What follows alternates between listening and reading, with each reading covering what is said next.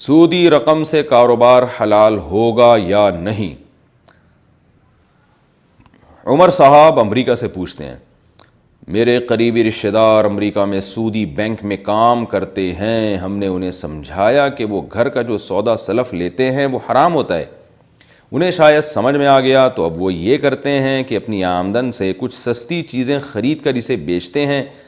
اس سے جو رقم ملتی ہے اس سے وہ گھر کا سودا خریدتے ہیں، اس طرح گھر کے ایک کمرے کو کرائے پر دیا ہے اور اس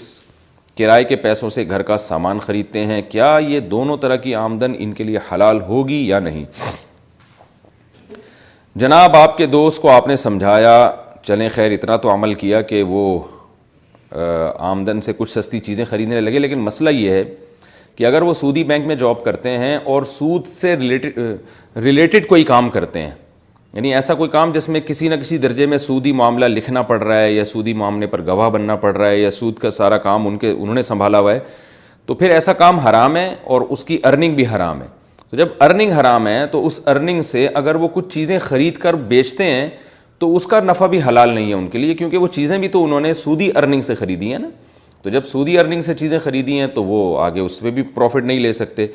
اور گھر کا کمرہ جو انہوں نے کرائے پر دیا ہے تو اگر وہ گھر بھی سودی ارننگ ہی سے بنایا ہے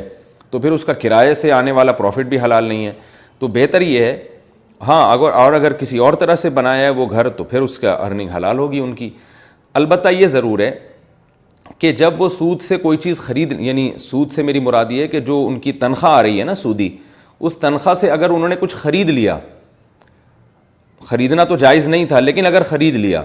تو اب ایک صورت میں وہ خریدی ہوئی چیز ان کے لیے اس کا استعمال بھی جائز ہو سکتا ہے اور اس سے حاصل ہونے والی آمدن بھی جائز ہو سکتی ہے۔ وہ یہ ہے کہ وہ دل میں یہ نیت کر لیں اور ارادہ کر لیں اور بہتر ہے دو آدمیوں کو گواہ بھی بنا دیں کہ یہ جتنی چیزیں میں نے اس بینک کی آمدن سے خریدی ہیں ان کی مارکیٹ ویلیو یہ ہے اور میں اس بات کو اپنے اوپر لازم کرتا ہوں کہ یہ تمام ویلیو میں صدقہ کروں گا، اور صدقہ کرنا شروع بھی کر دیں۔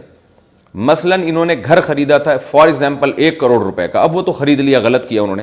لیکن اب دل میں نیت کر لیں اس گھر کی ویلیو چونکہ 1 کروڑ ہے تو میں پوری زندگی میں 1 کروڑ روپے انشاءاللہ صدقہ کر دوں گا، یہ عزم کر لیں۔ تو جس دن یہ عزم کریں گے اور پھر ہر مہینے تھوڑی تھوڑی قسط نکالنا شروع کر دیں تو یہ گھر کا استعمال ان کے لیے جائز ہو جائے گا، اور گھر سے کو اگر کرائے پر دیتے ہیں تو اس کی حاصل ہونے والی آمدن بھی ان کے لیے حلال ہو جائے گی۔ یہ طریقہ استعمال کیا جا سکتا ہے۔